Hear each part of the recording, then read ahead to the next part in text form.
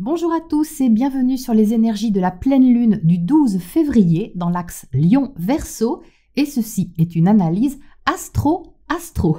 Voici donc ce qui nous est proposé avec la carte du ciel, un soleil qui se trouve en Verseau, conjoint à Mercure et à l'astéroïde Cérès et en maison 8 à l'heure de Paris. La maison 8, c'est le secteur des transformations, des changements de fond, des remises en question, des transactions, de tout ce qu'on partage avec l'autre ou les autres, que ce soit de l'argent, de l'intimité, des secrets, des projets. Donc la présence de Cérès ajoute de la logique, de la méthodologie. Donc on est invité ici à assumer une nouvelle vision des choses, alors peut-être une nouvelle idée ou alors une info, une décision. Et il y a en même temps quelque chose de très indépendant dû à l'énergie Verseau, mais qui est à partager d'une façon ou d'une autre. Alors que ce soit une passion, une idée qu'on veut communiquer ou une décision qu'on veut annoncer, cette graine est un peu lancée aux quatre vents si on veut, mais pas n'importe comment. Parce qu'avec Cérès et Mercure, on prend en compte le sens du vent, la force du vent, pour être au moins un minimum stratégique dans ce qu'on dit ou dans ce qu'on veut. Et en face, il y a la lune en Lion, en maison 2. Donc cette lune, elle est fière, elle est passionnée, elle est très sensible à la valeur de quelque chose ou à la valorisation de quelque chose de personnel. Il peut donc y avoir une plus forte mise en valeur de ce qu'on est, de ce qu'on fait ou de ce qu'on aime. L'opposition entre le soleil et la lune marque donc une dualité intérieure, mais aussi une complémentarité, une rencontre entre deux énergies différentes. C'est un point culminant, un rendez-vous culminant qui peut donc nous mettre face à quelque chose de différent et d'un peu déstabilisant malgré la fixité de ces deux signes. Donc en résumé, on pourrait avoir à affirmer nos sentiments, afficher notre créativité ou encore assumer une dépense ou même nourrir une chose à laquelle on tient. Et ça rencontre une thématique de partage. Donc par exemple, moi et les autres, mes envies face à celles d'un collectif, d'un groupe, d'un réseau, mes sentiments possessifs, loyaux, passionnés face à ce qui s'émancipe, change ou se libère, mes finances, ma créativité, ma valeur personnelle face à un investissement commun, etc., etc. La lune est maîtrisée par le soleil, donc elle est chez lui, et lui, il n'y est pas puisqu'il est en face. Donc avec le lion, il est question quand même de place, d'honneur personnel. C'est ce que je veux, ce que j'aime, ce que je vaux.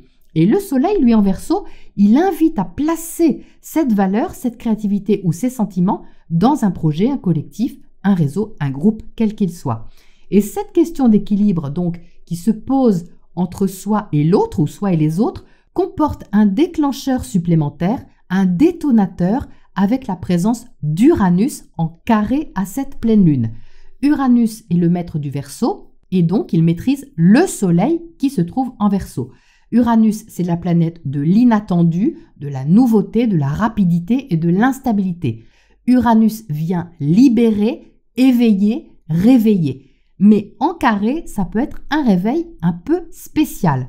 Alors pour vous donner une image, vous êtes confortablement installé dans un lit, vous somnolez tranquillement, et puis d'un coup, une bande de joyeux lurons entre dans votre chambre et viennent vous mettre votre lit en cathédrale.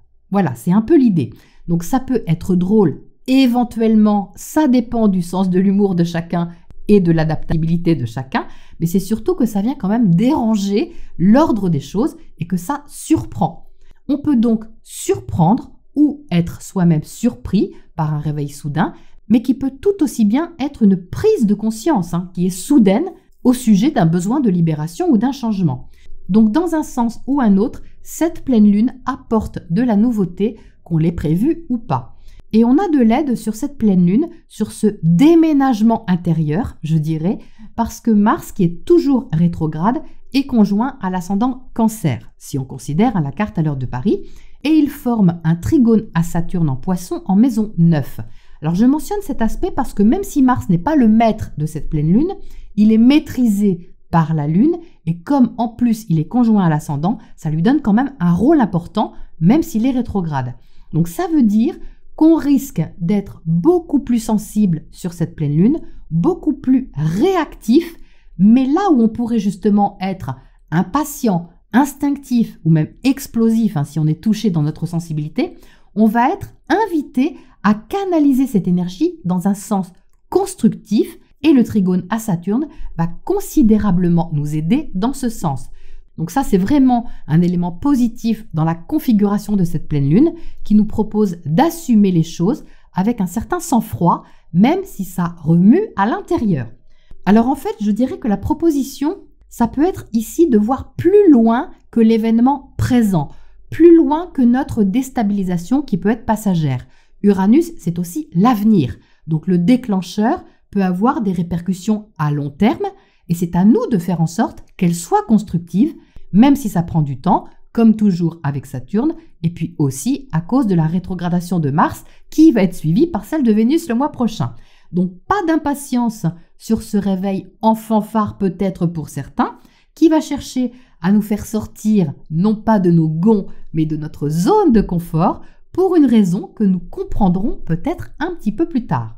Et pour terminer, j'ai tiré une carte de mon petit oracle personnel et c'est Sombrena qui est sorti. Alors, ce personnage est en résonance avec la lune noire. Et ça, c'est intéressant comme complément parce que effectivement, j'en ai pas parlé, mais la lune noire se trouve en Scorpion et elle est en carré exact à Pluton.